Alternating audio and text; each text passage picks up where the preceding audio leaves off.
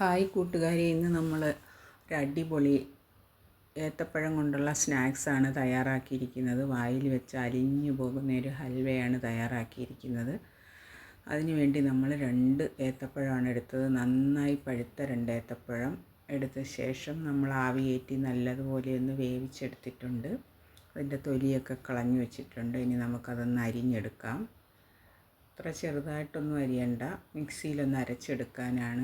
അത് വട്ടത്തിൽ അരിഞ്ഞെടുത്ത ശേഷം നമുക്ക് മിക്സിയുടെ ജാറിലോട്ട് ചേർത്തൊന്ന് അരച്ചെടുക്കാം.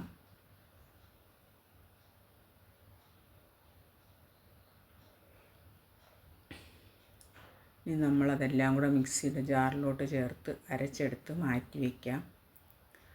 അതിനുശേഷം നമുക്ക് മിക്സിയുടെ ജാറിലോട്ട് ഒരു 1/2 കപ്പ് പഞ്ചസാര ചേർത്ത് കൊടുത്തിട്ട് കുറച്ച് ഏലക്കയുടെ തരിയും കൂടെ ചേർത്തൊന്ന് അരച്ചെടുക്കാം. പിന്നീട് ഒരു ഫ്രൈയിങ് പാൻ അടുപ്പിലോട്ട് വെച്ച് അതിലേക്ക് കുറച്ച് നെയ്യ് ഒഴിച്ചു കൊടുക്കാം. നെയ്യ് ഒഴിച്ചു കൊടുത്ത ശേഷം അതിലേക്ക് നമ്മൾ മിക്സിയിൽ അരച്ച് വെച്ചിരുന്ന ഏത്തപ്പഴം കൂട്ട് ചേർത്ത് കൊടുക്കാം. അതൊന്ന് നന്നായിട്ട് നമുക്ക് വഴറ്റിയെടുക്കണം. ഏത്തപ്പഴ കൂട്ടിലോട്ട് നമുക്ക് കുറച്ച് അരിപ്പൊടിയും കൂടെ ചേർത്ത് കൊടുക്കണം.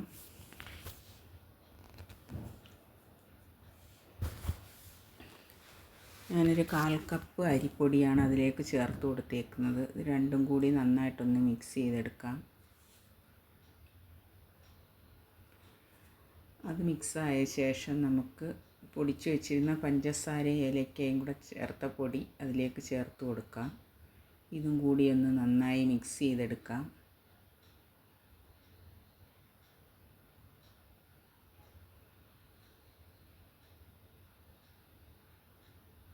നല്ലപോലെ ഇളക്കി കൊടുക്കണം. നമ്മൾ നെയ്യ് ആവശ്യത്തിന് ഒഴിച്ചിട്ടുണ്ട്, അതുകൊണ്ട് അടിയിൽ പിടിക്കാതെ കിട്ടും. നല്ലതുപോലെ ഒന്ന് ഇളക്കി കൊടുത്ത ശേഷം ഇതെല്ലാം കൂടെ ഒന്ന് യോജിച്ച് വരാനായിട്ട് നമ്മൾ കുറച്ച് തേങ്ങാപ്പാൽ ഒഴിച്ചു കൊടുക്കുകയാണ്.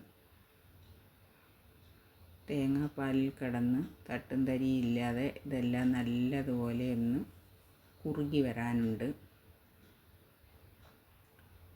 ഇപ്പം എല്ലാം ഒന്ന് കുറുകി വന്നിട്ടുണ്ട്.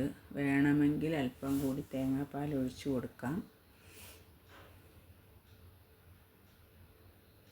പഴം നമ്മൾ വേവിച്ചെടുത്തത് പഴത്തിൻ്റെ ആ ഒരു പച്ചപ്പ് മാറിക്കിട്ടാനാണ്.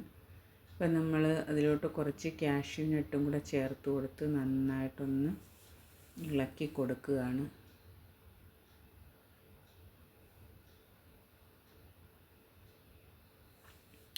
ഇനി കുറച്ച് വെളുത്ത എള്ള് കൂടി ചേർത്ത് കൊടുത്തിട്ടുണ്ട്. എല്ലാം കൂടി നന്നായിട്ടൊന്ന് മിക്സ് ചെയ്ത് പാനിൽ നിന്നും വിട്ട് വരുന്ന ഒരു പരുവമായിട്ടുണ്ട്.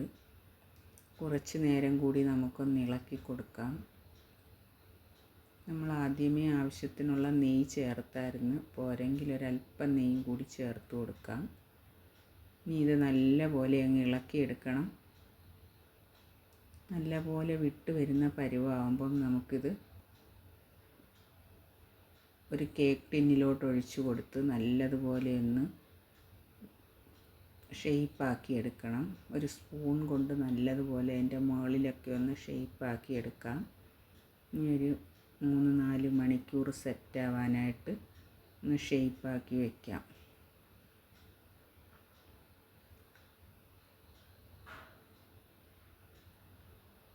ഇപ്പം നല്ലതുപോലെ സെറ്റായിട്ട് വന്നിട്ടുണ്ട്. ഇനി നമുക്കതൊരു പാത്രത്തിലേക്ക് തട്ടിക്കൊടുക്കാം.